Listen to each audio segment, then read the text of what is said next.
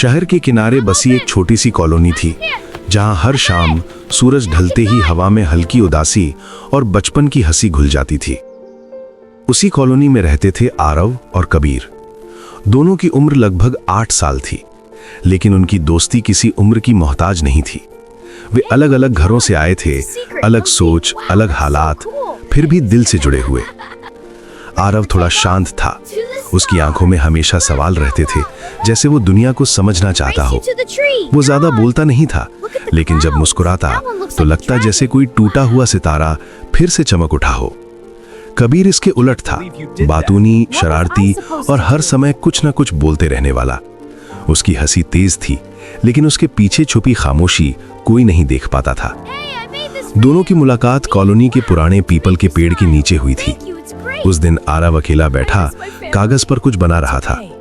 कबीर ने झांक कर देखा और बोला, ये क्या है?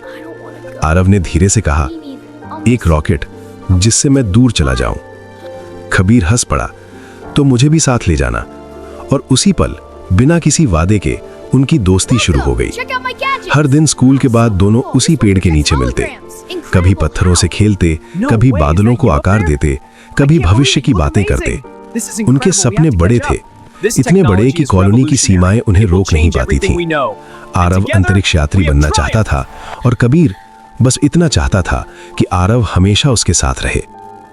एनिमेशन की फिल्मों की तरह उनकी दुनिया भी रंगों से भरी थी। कॉलोनी की टूटी सड़कें उनके लिए रेस ट्रैक थीं, पुराने डिब्बे अंतरिक्ष यान और पीपल का पेड़ उनका सेफ जोन, जहां कोई सवाल नहीं पूछता था।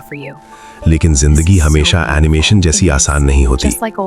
एक दिन आरव स्कूल नहीं आया, फिर दूसरा दिन, फिर तीसरा। कबीर रोज उसके घर के बाहर खड़ा रहता, लेकिन दरवाजा नहीं खुलता। जब हफ्ते बाद आरव मिला तो वो बदला बदला सा था। उसकी आंखों में वो चमक नहीं थी। कबीर ने पूछा, क्या हुआ? आरव ने कुछ नहीं कहा, बस कंधे उचका दिए।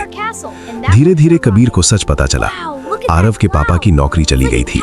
घर में तनाव था, माँ अक्सर रोती थी और आरव वो खुद को दोषी मानने लगा था, बिना किसी वजह के। आरव अब सपनों की बातें नहीं करता था। उसने ड्राइंग छोड़ दी, रॉकेट अब कागज पर नहीं उतरते थे। कबीर को ये सब चुपचाप देखना मुश्किल लगने लगा। एक शाम कबीर ने वही पुराना कागज निकाला जिस पर आरव ने पहला रॉकेट बनाया था। उसने उसे रंगों से भर दिया, नीला आसमान, चमकते सितारे और नीचे 2 छोटे स्टिक फिगर। वो कागज लेकर वो आरव के पास पहुंचा। देख, उसने कहा, ये हम हैं। अगर तू उड़ नहीं सकता तो मैं धक्का दूंगा। आरव की आंखें भर आईं। वो पहली बार रोया, खुलकर, बिना डर के। दोस्ती का यही जादू होता है, वो सवाल नहीं पूछती, बस साथ बैठ जाती है। कुछ समय बाद आरव के परिवार को शहर छोड़ना पड़ा। ये खबर किसी एनिमेशन के सबसे सैड सीन जैसी थी। धीमी म्यूजिक, फीकी रोशनी और 2 दोस्त जो समझ नहीं पा रहे थे कि अलविदा कैसे कहा जाता है। जाने वाले दिन पीपल के पेड़ के नीचे दोनों आखिरी बार मिले। कबीर ने कहा, जब तू बड़ा हो जाएगा तो मुझे भूल मत जाना।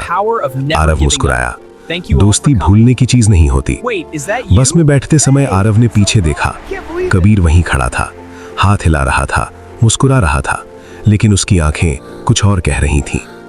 साल बीत गए, जिंदगी आगे बढ़ गई, जैसे हर फिल्म के बाद क्रेडिट्स चलते हैं। आरव बड़ा हो गया, उसने पढ़ाई की, मेहनत की। कबीर भी बड़ा हुआ, लेकिन कहीं ना कहीं वो पीपल का पेड़ उसके दिल में रह गया। एक दिन शहर में एक साइंस एग्जीबिशन थी। भीड़ में कबीर की नजर एक पोस्टर पर पड़ी, young space scientist Aarav Sharma. उसका दिल जोर से धड़क उठा। स्टेज पर आरव खड़ा था, आंखों में वही पुरानी चमक। प्रेजेंटेशन के बाद कबीर भीड़ चीरता हुआ आगे बढ़ा। दोनों की नजरें मिली। कुछ सेकंड, कोई शब्द नहीं। फिर आरव बोला, तू मुझे धक्का देने वाला दोस्त है ना? और कबीर हंस पड़ा, वही पुरानी हंसी, सच्ची, मासूम और मजबूत। क्योंकि जिंदगी चाहे कितनी भी बदल जाए, कुछ दोस्तियां टाइमलाइन से बाहर होती हैं। अगर ये कहानी आपके दिल को छू गई हो तो लाइक जरूर करें, इसे किसी अपने दोस्त के साथ शेयर करें और ऐसी ही भावनात्मक कहानियों के लिए सब्सक्राइब करना ना भूलें, क्योंकि शायद कहीं कोई दोस्त इस कहानी में खुद को ढूंढ रहा हो। Wow, look at that sunset. Yeah, it feels magical, just like our rocket, best friends.